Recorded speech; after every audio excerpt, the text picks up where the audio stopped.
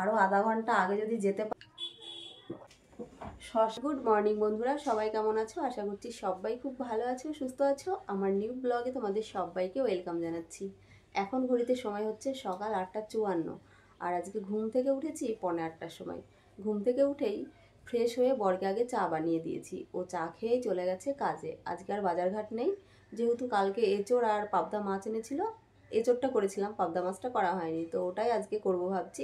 ওই জন্য আর কি বাজার করতে বারণ করলাম, সেই জন্য ও কাজে বেরিয়ে গেছে। তারপরে অনেকগুলো বাসন ছিল, যেহেতু কালকে রান্নার পরে কোনো কাজই হয়নি, মানে বিশেষ করে বাসন মাজাটা হয়নি, তো প্রচুর বাসন পড়েছিল। সেই বাসনগুলোই এতক্ষণ ধরে মাজলাম।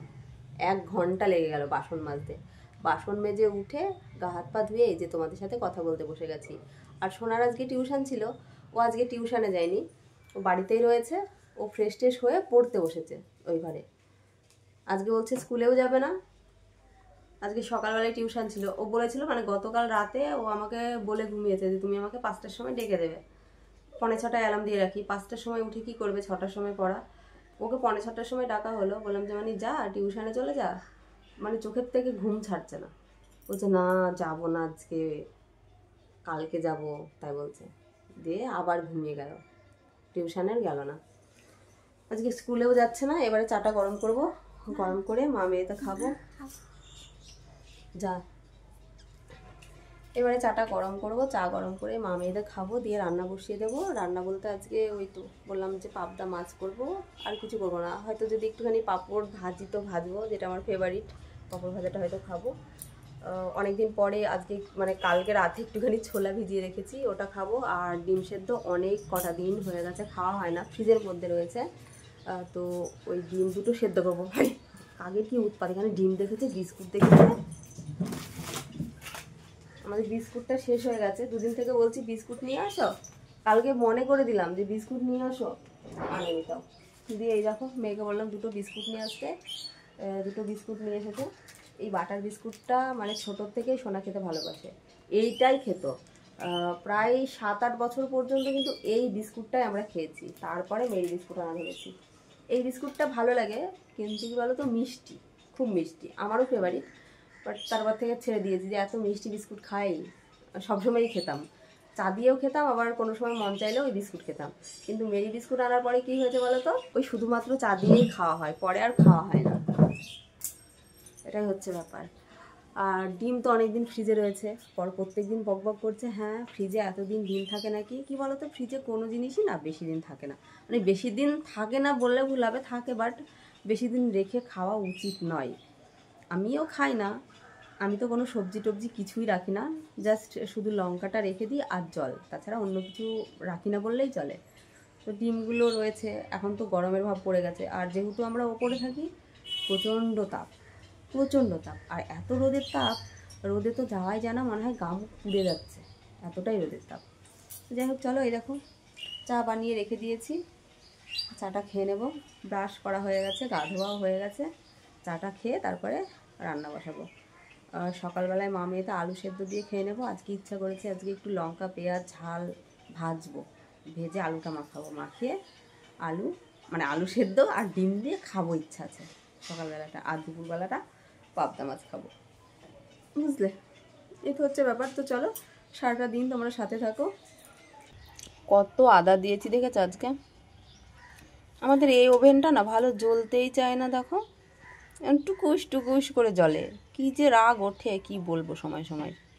আর এই দেখো মা মেয়ের জন্য দুটো ডিম নিয়েছি, সেদ্ধ করতে দেব। ডিম সেদ্ধ বসিয়ে দিয়েছি, স্টিলের কিছুতে বসালে ভালো হতো, অ্যালুমিনিয়ামের হাঁড়িতে বসিয়েছি, হাঁড়িটা কালো হয়ে যাবে, মাছতে অনেক হ্যাপা আছে আজকে। আর এই দেখো এখানে ভাত বসিয়েছি, ভাতের মধ্যে দুটো আলু দিলাম। সোনাকে এবার পরোটা তৈরি করে দিই, পরোটা তৈরি করে দিয়ে মাছটা করব। আজকে কাঁচা লঙ্কা সর্ষে পোস্ত কাজু দিয়ে করছি পাবদা মাছ। কালকের মাছটা আজকে করছি, ভালো লাগবে কিনা কি জানি, ফ্রিজে রেখেছিলাম, সবে দিয়েছি, আরও একবার ফোড়ন দেব। এখনও লঙ্কা পেঁয়াজ এগুলো ভাজা হয়নি, ভাজবো, আলু সেদ্ধ মাখাবো। কখন খাবো, 11টা বাজতে চললো, আর 2-5 মিনিট মনে হয় বাকি রয়েছে 11টা বাজতে। এই জলে সেদ্ধ হলো না, সে তো হয়তো আলুটা আজকে ভালো নয় মনে হয়।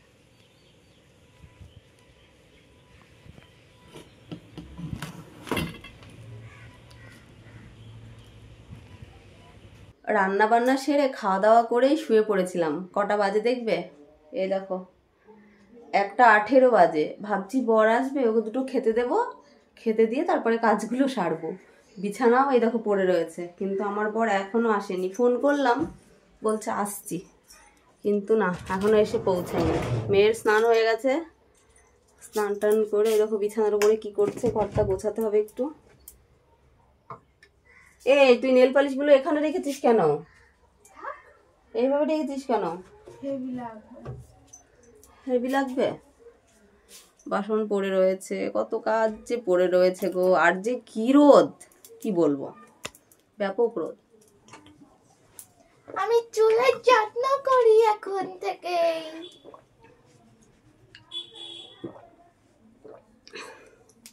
ঠান্ডা জল খেয়ে খেয়ে ঠান্ডা লেগে গেছে, বুঝেছ? একটু পায়েস রান্না করি, বুঝলে? গতকালকে দুধ রয়েছে, 500 দুধ রাখা আছে, আবার আজকে দিয়ে গেছে 1 পোয়া দুধ। আবার আছে, খেজুরের গুড় রয়েছে, চৈত্র মাস পড়ে গেছে, আর থাকবে না বেশি দিন। ফ্রিজে রেখেছি যদিও, তো ওই জন্য ভাবছি একটুখানি পায়েস রান্না করি। খেতে ইচ্ছে করেছে অনেকদিন থেকেই, কিন্তু রান্না করা হয়েই উঠছে না, তো আজকে রান্না করিনি। দেখি পর কতক্ষণে আসে।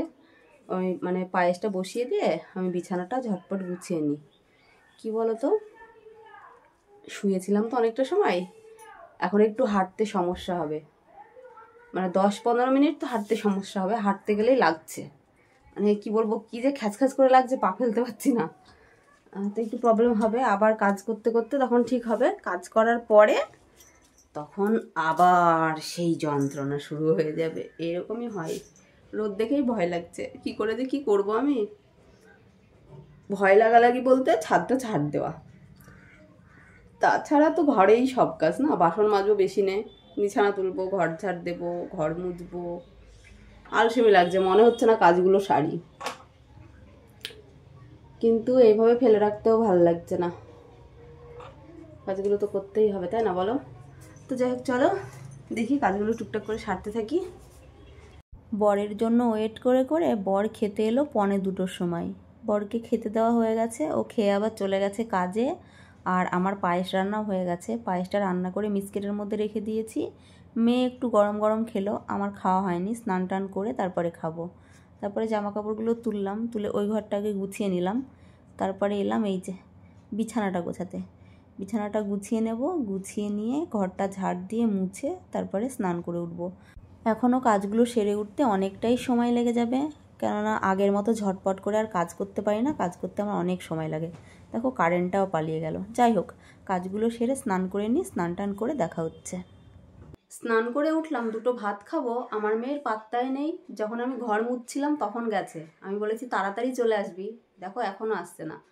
এদিকে আবার প্রায় আধা ঘন্টা হয়ে গেল, বলেছি 10 মিনিটের মধ্যে বাড়ি চলে আসবি, এখন 4টে বাজতে 10 মিনিট বাকি রয়েছে।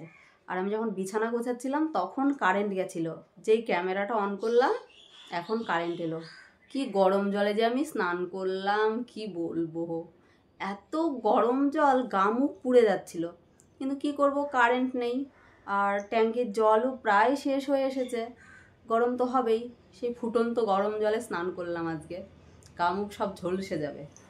দেখি মেয়ে কখন আসে, মেয়ে আসলে দুটো ভাত খাবো। সেই আলু সেদ্ধ ভাত খেয়েছি, মাছ রান্না করেছি যে খাবো, দেখো ওর পাত্তাই নেই। পায়েস রান্না হলো, তখন পায়েসটা ওই রান্না করলো, জাস্ট আমি বসিয়ে দিয়েছিলাম। পায়েস রান্না করে অল্প একটু পায়েস খেয়েছে, খেয়ে বললাম একটু ঘুরে আসছি। ঠিক আছে যা তাহলে ঘুরে আয়। দেখো এখনো আসছে না, আসুক, আজকে ওকে বকবো। আমি বলেছি 10 মিনিটের জন্য, আমি বলেছি ঠিক আছে তাহলে যা, 10 মিনিটের মধ্যে ঘুরে আসবি, সেখানে আধা ঘন্টা হয়ে যাচ্ছে। যদিও স্নান করে উঠতে লেট হয়েই গেল, 10 মিনিটের মধ্যে যদি আসতো তাহলে আমার স্নানই হতো না। তো সমস্ত ঘর বাড়ি গুছিয়ে পরিষ্কার করে স্নান করে উঠতে 4টে বেজে গেছে। তো এখন একটুখানি ভিডিও এডিট করি যতক্ষণ মেয়ে না আসে। আজকে মনে হয় ভিডিও এডিটিং কমপ্লিট হবে না, রাতের বেলায় করতে হবে, মানে সন্ধ্যাবেলায় আর কি। আজকে যাবো একটুখানি ফিজিওথেরাপি করতে, বুঝলে? তো ওই জন্য তো দেখি যতটা কভার করতে পারি, যদি কভার করতে পারি তাহলে হয়ে যাবে, আর যদি না পারি তাহলে থাকবে, তাই না, পরে করব। তো চলো পরে আসছি, দেখি ও কখন আসে, ওর জন্য ওয়েট করি।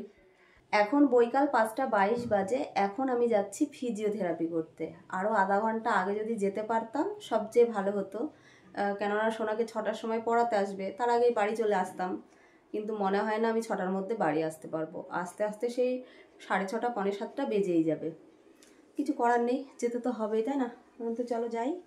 বড় এই যে কাজ থেকে এলো, এসে স্নান করলো, স্নান করে এখন গাছে জল দিচ্ছে। সেই গাছ লাগিয়েছে না, গাছের যত্ন করছে। আমার তো আর জল টেনে দেওয়া সম্ভব নয়, ওই জন্য ও দিয়ে দিচ্ছে। তো চলো মলমটা নিই, মলমটা আবার লাগে, বুঝলে, মালিশ করতে হয় এটা দিয়ে, ওখানে লাগবে। এটা নিয়ে যাই, ব্যাগ ট্যাগ নিয়ে যাবো না, বেহাত লাগে ব্যাগ ট্যাগ টেনে নিয়ে যেতে। ব্যাগ নিয়ে যাবো না, হাতেই নিয়ে যাব মলমটার ফোনটা। তো চলো এসে আবার কথা হচ্ছে। বউকে একা রেখে বর আড্ডা দিতে চলে যায়। এ আবার কেমন বর ভাই? আরে না গো, আমার বর কিন্তু আড্ডা দিতে যায়নি, আমার বর গেছে একটা কাজে। আমি বললাম আমার তো অনেকটা সময় লাগবে, তাহলে তোমার কি কাজ আছে সেরে এসো, ততক্ষণে আমার এদিকেও হয়ে যাবে। আর এখন মিনিট 15 ওয়েট করতে হবে। ঘরের ভেতরে পেশেন্ট রয়েছে, সেই পেশেন্ট ছাড়বে, তারপরে আমার ডিউটি, বুঝেছো? তখন আমি ঘরের মধ্যে যাব। বাড়িতে এসেই ড্রেসপত্র চেঞ্জ করে ফ্রেশ হয়ে চলে এলাম চা বানাতে, কেননা এসেই দেখছি সোনা স্যার পড়াতে চলে এসেছে। আর আসবেই না কেন বলো তো, 6টার সময় পড়া, আর আমি বাড়ি ঢুকছি 7:10। চলে আসারই তো কথা, তাই না? আমিও ভুলবো কি আর করা যাবে। বললো 15 মিনিট ওয়েট করো, সেখানে প্রায় আধা ঘন্টা ওয়েট করতে হলো, লেট তো হবেই। চা বানিয়ে ওদেরকে দিয়ে দিয়েছি, সোনাকেও একটু দিয়েছি, বললো আমিও একটু খাবো। ওকে দিলাম, ওর স্যারকে দিলাম, আমি একটু নিয়েছি, কেননা আদা চা মিস্টেক তো করা যায় না বলো। তারপর এই দেখো এখন একটু চপ দিয়ে মুড়ি মাখাবো, খিদে পেয়েছে। মানে বিকেলবেলায় খেলাম তবুও খিদে পেয়েছে, কিন্তু কি খাবো, শুধু শুধু মুড়ি ভালো লাগে না, চানাচুর দিয়ে মুড়ি ভালো লাগে না। আজকাল আবার চপ দিয়ে মুড়ি খুব ভালো লাগছে, কেন কি জানি। এখন আবার চপটা এত ভালো লাগছে, মানে মুড়ি দিয়ে খেতে শুধু মুখে ভালো লাগে না, মুড়ি দিয়ে মাখিয়ে খাবো বেশ ভালোই লাগে। এর সাথে যদি সিঙ্গারা হতো তাহলে ভালোই হতো, কিন্তু ওই যে বেশি কিছু খেলেই অ্যাসিডিটি হয়ে যাবে, ওই জন্য একটা চপই যথেষ্ট আমার। আর মেয়ের জন্য একটা চপ রেখে দিলাম, আর বরের জন্য একটা পেঁয়াজি রেখে দিলাম। 2টো চপ আর 2টো পেঁয়াজি এনেছিলাম। আমি একটা চপ নিয়েছি আর একটা পেঁয়াজি নিয়েছি, ওটাতেই এনাফ, খাওয়া হয়ে যাবে। মানে রাতের খাবারটা হয়ে গেল বলতে পারো, রাতে আর ভাত খাওয়া লাগবে না। সন্ধ্যাবেলায় চপ মুড়ি খেলে না রাতে আর খিদে পায় না। রাত্রি 9টার সময় ভাত বসালাম, এই ভাত হবে তারপরে খাবো। পেট পুরো ভরপুর, তবু অল্প একটু ভাত বসাতে হচ্ছে। এইটুকু মতো ভাত আছে, একটু তো ভাত লাগবে, আর একটু বেশি থাকলে ভাত বসাতাম না। 4টে ডিম সেদ্ধ হলো, আগে এসে এসে চা বানিয়ে দিলাম, দেখলেই তো। চা বানিয়ে দিয়ে নিজেও একটু চা খেয়েছি, তারপরে চপ মুড়ি খেলাম। মেয়ের জন্য এখনও চপ আছে। এই সবে স্যার পড়িয়ে গেল, অনেকটা সময় আজকে পড়ালো। 6:15 এসেছে বললো, আর এখন ওই 9টা বাজতে 2-10 মিনিট মতো বাকি রয়েছে, এখন ছাড়লো। আর দুপুরবেলায় পায়েস করেছিলাম, ওটা তো তোমাদের সাথে শেয়ার করা হয়নি। পায়েস রান্না করে তখন সোনা একটুখানি খেয়েছিল, আমার আর খাওয়া হয়েছিল না। বরকে একটু বিকেলবেলায় দিয়েছিলাম, তো এখন ওর স্যারকে দিলাম, আমি একটুখানি খেলাম। এই দেখো ডিম সেদ্ধ করা হয়ে গেছে, ভাতের সাথে একবারে খেয়ে নেবো। মাছ আছে যদিও। আর এই যে এই সবে ভাত বসালাম। আর আজকে বিস্কুট শেষ হয়ে গেছে, বিস্কুট তো 2-3 দিন আগেই শেষ হয়ে গেছে। ওই বাটার বিস্কুটগুলো কিনে নিয়ে আসছি আর খাচ্ছি। আজকে নিয়ে এসেছে বিস্কুট এনেছে, আর কি দেখলাম শসা আর পেয়ারা এনেছে। এই দেখো